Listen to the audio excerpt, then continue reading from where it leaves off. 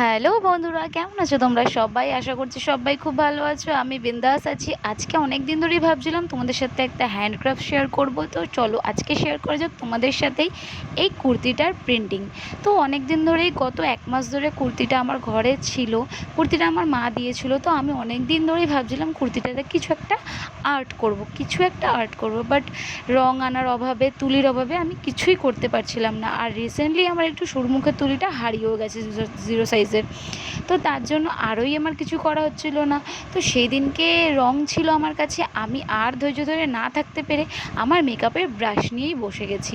বিশ্বাস করো, মানে আমি ভালোই লাগছিলো না, মনে হচ্ছে কিছু একটা করি। তো তখন বসে গেছি আমার মেকআপের ব্রাশ নিয়ে। এই ব্রাশটা কিন্তু আমার মেকআপের ব্রাশ, যেখানে মেনলি আইব্রো আঁকে কম্প্যাক্ট করা যায় আইব্রোটাকে, সেইটার ব্রাশ। তো যাই হোক, সেটা নিয়েই বসে পড়েছি। আর এরকম বড় বড় সাইজের কিছু ফুল এঁকে নিয়েছি, যেটাতে আমার চুড়িদারটা তাড়াতাড়ি হবে। আর আমার মাম তখন ঘুমাচ্ছিলো, মাম ঘুমাতে ঘুমাতে আমাকে কাজটা করতে হবে, সেই জন্য বড় বড় একটু ছাপা করে নিয়েছি।